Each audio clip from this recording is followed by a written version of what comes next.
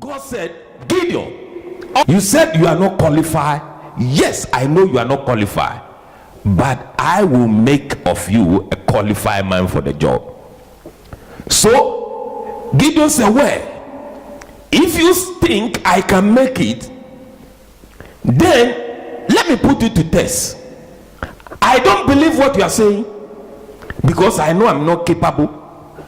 But if you are the Lord, wait for me. And the scripture, Brother James, can you please read for us Judges chapter 6 from verse 16? Judges chapter 6 from verse 16, please read for us. The Lord said to him, I will be with you, and you will destroy the Midianites as if you were fighting against one man.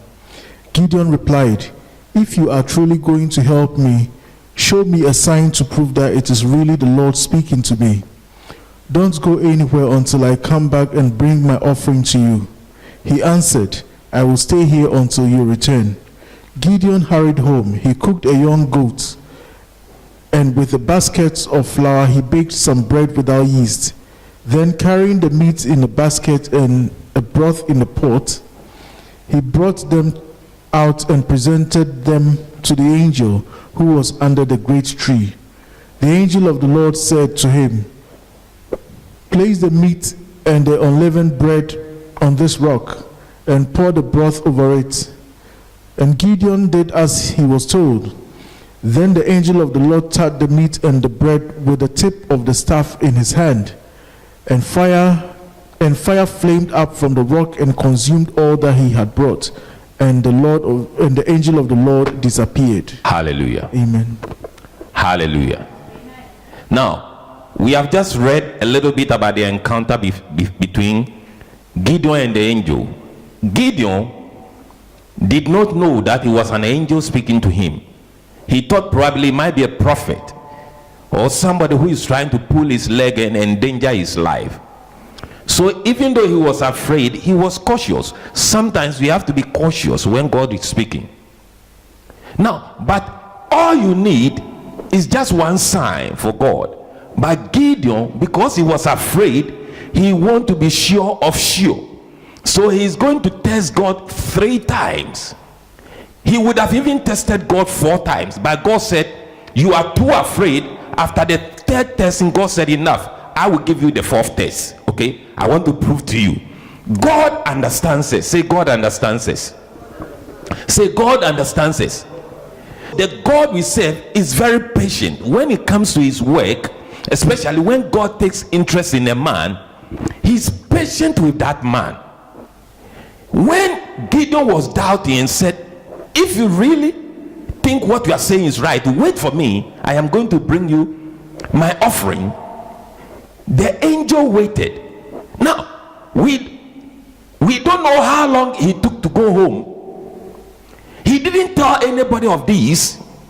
He went to catch an animal. How long does it take to kill an animal? Take time to cook the food. They say he took flour and he has to bake. It might take approximately about 3 hours to do all this and bring it to the angel. But the angel was patient, waiting, because he wanted to convince his servant to do his work. God has looked from heaven and saw that he needed that coward, that farmer, that man who thinks he's nobody. Many a times, some of us are too qualified for God to use. Too qualified. We are overqualified. Ourselves, the things we know, the things we think we can do. So it diminishes the power of God in our life. I like Gideon. Yes, he answered in the doubt, but gradually God started working on him and turned this coward of a coward into a man of faith who completely relied and trusted in God for the rest of his life. Give the Lord a clap offering. So he brought the food. The angel said, this is the stone, put the food on it. You could just imagine. Please pay attention over here. You know, sometimes There are some people, when they give a gift to God, their heart is still in the gift, and they will fight against anyone who even abuses the gift. When we give a gift to God, we have given it to God. Anything we give to God is for God usage. Leave it at the foot of God. Don't be too emotional. Oh, it is my money, look at what he's doing with it. It is our property, look at what he's doing. I gave them the land and look at what they are doing with it. I gave them the land to build a church, look at what, so I'm going to take my land. You haven't given it to God. When Elkanah and Hannah gave their son to the service of God, that place is rotting. They know Eli's children have been abusing, but they gave it to God. They didn't give it to Eli. And they know that the God they gave their thing to will make sure that it is used for his purpose. There are some people who get too emotional. They might even give something to a pastor, and they say the pastor is abusing the thing. And Gideon brought his hard working meal. He worked so hard to prepare this food and brought it to this man, and all he did is put the food on the stone. How would you feel? Maybe you might be like that. You have given something to the work of God and you are fuming because you think. There are many people over there who said, we don't give tithe anymore because the pastors are abusing the tithe. We will not give offering anymore. We will not give any more money because our money is being abused. Beloved, be careful. You gave it to God, leave it at the altar. Even Jesus said, if you are coming to give an offering and you know you have a problem with someone, don't take the offering home. Leave the offering at the altar. Go and sort the problem out for the person and come back. Why is it that he didn't say take the offering with you? Once you brought an offering to God, leave it over there. It's for God's usage. Don't be too emotional with it. You leave it. So Gideon saw the man, said, put the food on the stone. He did. I'm sure he might be feeling something in his guts. I've worked so hard. Look at what he's doing. He didn't even take a muscle. Don't be offended. Don't be offended. He put the food over there. He said, pour the soup and the fish and everything on it. And he did. And then watch what the man did. You have given it to me. You have served me. The way, whatever I do with it is my cup of tea. And he took his stick. He touched the food and everything went into frame, and the angel disappeared through the frames and went. It was there he realized that all this while he was dealing with God. Many people do not know this. So we are losing. If you give anything, you are giving a sacrifice to God. Just as you are playing the keyboard, and you are not playing it for Manna Mission Church, you are not playing for me. It's your sacrifice to God.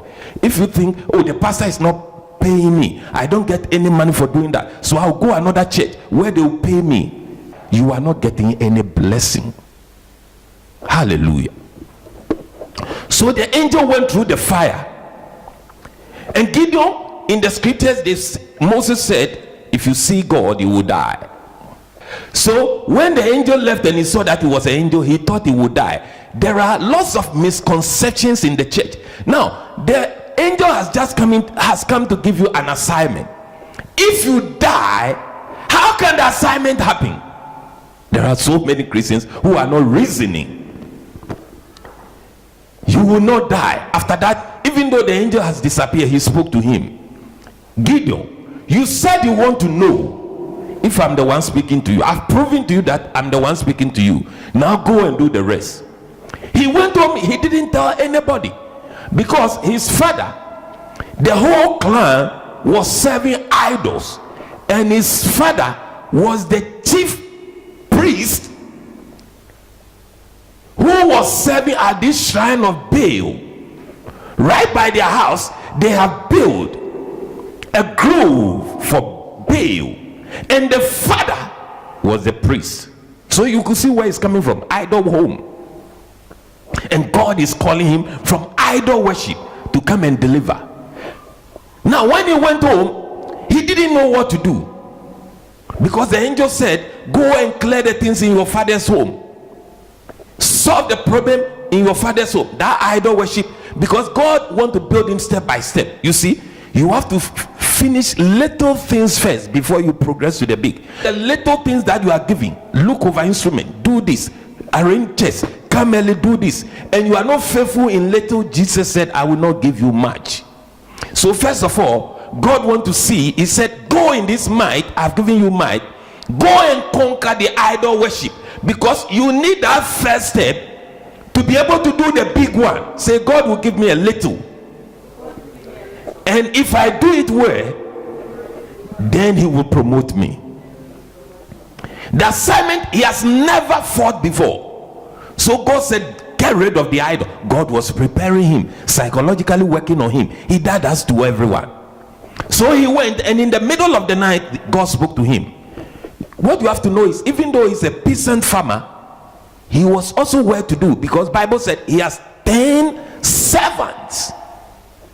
And he started his ministry. Say he started his ministry with 10 servants. Beloved, all you need is the way God wants you to do it. All you need. God gave one man vision, and he started with 10 people, 10 servants, faithful servant in his home. He took them, he said, this is what we are going to do. Don't tell anybody.